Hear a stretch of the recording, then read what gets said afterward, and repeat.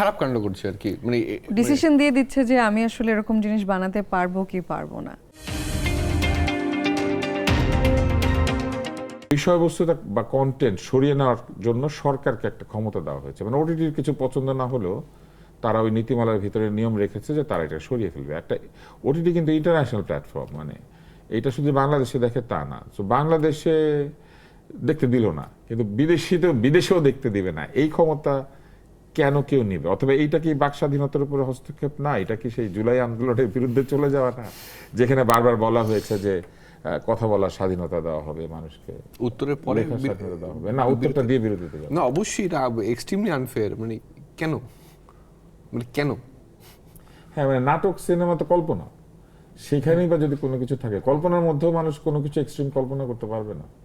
Squid game বানালে কি এটা আমাদের দেশে বানালে কি এটা নিষিদ্ধ হয়ে যাবে? যে কোনো কিছু যে কোনো মানুষকে অফেন্ড করতে পারে, রাইট? মানে এটা তো আমরা দেখছি আজকাল তো দেখি আর কি, মানে ওইটার কতটুকু রেলেভেন্স আছে, এই অথরিটিটা কে, সেন্সরশিপের অথরিটিটা কার কাছে আর কি, যে কোন জিনিস কার সেন্টিমেন্টে হার্ট করে।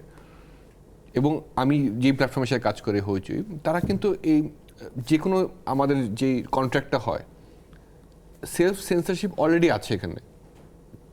অথবা আমি যখন চরকির সাথে কাজ করছি, কিছু ওদের নীতিমালা নিজে আছে যে এগুলো অ্যাভয়েড করা ভালো।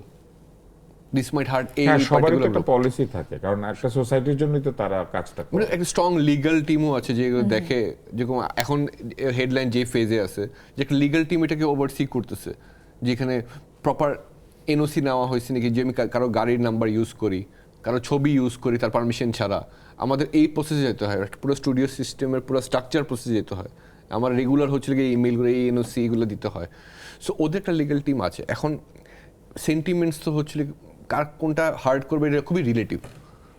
এবং তাহলে তো আসলে ওটিটিতে অথবা সিনেমায় আমরা যেসব গল্প অথবা যে সাহসী গল্পগুলা লাস্ট 10 বছর ধরে বাংলাদেশে বানানো হচ্ছে, এটাও একটা আমার প্রশ্ন, এই প্রশ্নটা আসবো, আমরা একটা বিরতি নিয়ে সাহসের। আসবো। না, সেটা হচ্ছে যে আমাদের এখানে ফিল্ম আসলে সার্টিফিকেশন হতো না, ফিল্মের কন্টেন্ট দেখা এখন হতো, হয়। কোনটা দেখানো যাবে যাবে না।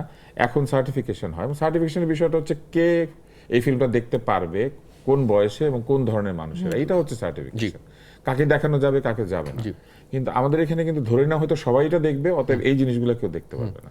তো ওই জায়গা থেকে আমরা খানিকটা বের হয়ে এসেছি, কিন্তু এই নীতিমালা তো আসলে সেটা বলছে ওই না। একই রকম কাণ্ডই করছে। এই যে খারাপ কাণ্ড করছে আর কি, মানে ডিসিশন দিয়ে দিচ্ছে যে আমি আসলে এরকম জিনিস বানাতে পারবো কি পারবো না, সেই জায়গায় একটা কট্টর নীতি চলে এখানে তো আসছে। বলছে যে আমি বানায় ফেললাম। হ্যাঁ, মানে হেডলাইন দেখে কেউ বললো আমার পত্রিকানুভূতিতে আঘাত লেগেছে, কিংবা আমার সাংবাদিকানুভূতিতে আঘাত লেগেছে, যেটা হয় বিভিন্ন অনুভূতি আবিষ্কার হয় কিন্তু যে কোনো কাজের পরে।